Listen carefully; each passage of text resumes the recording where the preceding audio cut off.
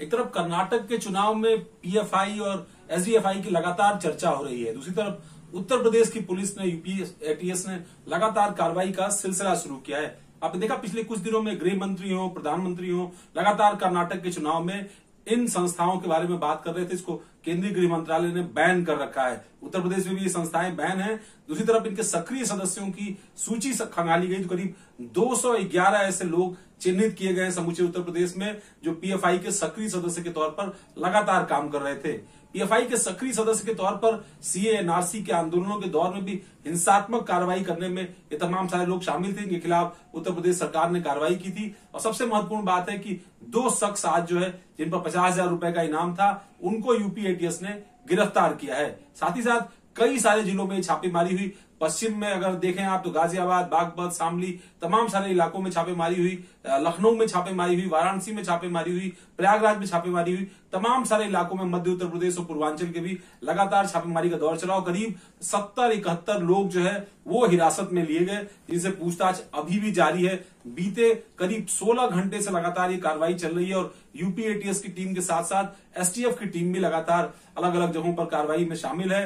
मसलन बहराइच के अंदर जो कार्रवाई हुई, सीतापुर के अंदर जो कार्रवाई हुई, लखनऊ के आउटर स्कर्ट में जो कार्रवाई हुई बीके टीम में, उन कार्रवाइयों में भी यूपी एसटीएफ शामिल रही है। सबसे बड़ी बात यह है कि बहुत साफ तरीके से देखा गया कि किस तरह से ये संगठन देशद्रोही गतिविधियों में लगातार लगा हुआ है। उन तमाम सारे लोगों का इस्तेमाल किया गया जो लोग किसी पॉलिटिकल पार्टी का कभी हिस्सा रहे या फिर पहले सिमी या दूसरे तरह के जो संगठन जो खास तौर पर देश विरोधी ताकतों को समर्थन करते थे, अलगाववादी ताकतों को समर्थन करते थे, ऐसे लोगों के समर्थन में सामने उभर करके आए। अब 2 बातें इस पूरे विश्लेषण में बार बार बाहर निकलती हैं। एक तो ये कि जिन संस्थाओं पर बैन लगा हुआ है उनकी सदस्य के रूप में अभी भी लगातार कामकाज करना, उनके कामकाज को, संगठनात्मक कामों को आगे बढ़ाना, आपस में मीटिंग्स करना, वर्चुअल मीटिंग्स करना। वर्चुअल मीटिंग्स बहुत की है, खासतौर पर जब से बैन लगा है संस्थाओं पर। ट्रांजैक्शंस अभी भी हो रहे हैं। बहुत सारे ऐसे ऑफिस बेयरर्स हैं जिनके अकाउंट से पैसे आ रहे हैं। कुछ जगहों पर दफ्तर वगैरह थे, उनको सील कर दिया गया था। लेकिन जिस तरीके की भूमिका मिली है, और खासतौर पर आपको याद होगा हाथरस कांड के बाद मथुरा के अंदर गिरफ्तारियां हुई थी,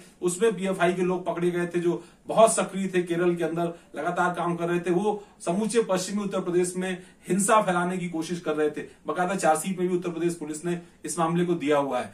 तो ये सारी चीजें, याब जो एजेंसी उसकी जांच कर रही है, वो भी लगातार इस पूरे मामले का जो है कहीं ना कहीं अन्वेषण कर रही है, परीक्षण कर रही है। दूसरी तरफ से अगर आप देखें तो जो गिरफ्तारियां या जो हिरासत में लेकर के पूछताछ हुई है, ये वो इलाके हैं जहां खास तौर पर मुस्लिम आबादी बहुत ज्यादा है। ऐसे जगहों पर मुस्लिम युवाओं को बरगला करके संगठन में शामिल करना, उनको देश विरोधी ताकतों के साथ जोड़ना, उनकी ट्रेनिंग कराना, उनका एक तरीके से मानसिक तौर पर जो है उनको दूसरी दिशा में ले जाना, गलत दिशा में ले जाना, ये कुछ कारनामे जो है वो इस एजेंसी के दिखाई पड़ते हैं। और ऐसे में जब कार्रवाई हो रही है, जब तमाम सारे लोग पकड़े जा रहे हैं, तो अलग अलग नैरेटिव आ रहे हैं। विपक्षी दल इसको एक वर्ग विशेष के प्रति कार्रवाई की नजर से देख रहा है। ये कह रहा है कि केवल एक तरफ कार्रवाई क्यों हो रही है। आपने देखा कर्नाटक में एक बड़ा राजनीतिक मुद्दा बन गया है, क्योंकि जैसे ही कांग्रेस पार्टी ने अपने घोषणा पत्र के अंदर ये बात कही कि पीएफआई के साथ साथ बजरंग दल जैसे जो भी देश को तोड़ने वाले या सामाजिक ताने बाने को तोड़ने वाले संगठन है, उनको बैन करने की कार्रवाई करेंगे,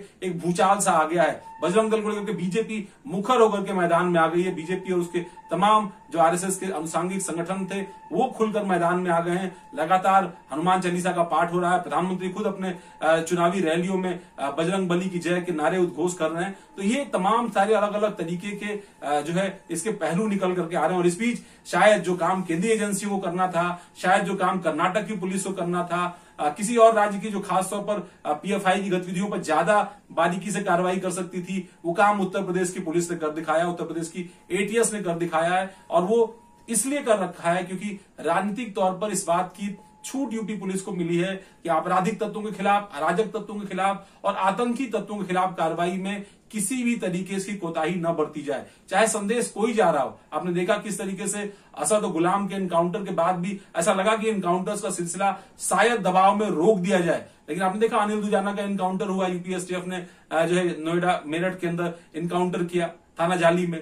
तो ये सारी घटनाएं बताती है। या फिर जिस तरीके से पीएफआई और बजरंग दल का मुद्दा एक विरोधाभासी मुद्दे के तौर पर, एक बड़े राष्ट्रीय मुद्दे के तौर पर उभर रहा था, उत्तर प्रदेश सरकार ने कार्रवाई करने में वहां भी कोई गुरेज नहीं की। तो ये सारे अलग अलग पहलू हैं जो उभर करके इस पूरे मामले में सामने आ रहे हैं, और ऐसे में विपक्ष का बयान भी जो है वो लगातार सामने आ रहा है। अभी जो कार्रवाइयां हुई हैं, अगर आप उनको विश्लेषण के तौर पर देखें तो किस तरीके की कार्रवाई हुई है। लखनऊ में 9, सीतापुर में 1, बहराइच में 2, बलरामपुर, बाराबंकी, सिद्धार्थनगर, देवरिया, वाराणसी, आजमगढ़, कानपुर के अंदर 2, गाजियाबाद के अंदर 10, मेरठ के अंदर 4, बुलंदशहर के अंदर 1, सहारनपुर के अंदर 1, शामली में 11 लोग जो है वो डिटेन किए गए हैं, और बिजनौर में 5 और अमरोहा में 1 लोग जो है वो डिटेन किए गए। ये काफी महत्वपूर्ण कार्रवाई। और परवेज और रईस अहमद, जिन पर 50,000 रुपए का इनाम था, जिन पर इस बात का आरोप था कि वो लोगों को भड़का रहे थे, युवाओं को भड़का रहे थे, देश विरोधी ताकतों को मजबूत कर रहे थे, पीएफआई के सक्रिय सदस्य के रूप में लगातार बैन होने के बावजूद भी इनकी गतिविधियां जारी थी,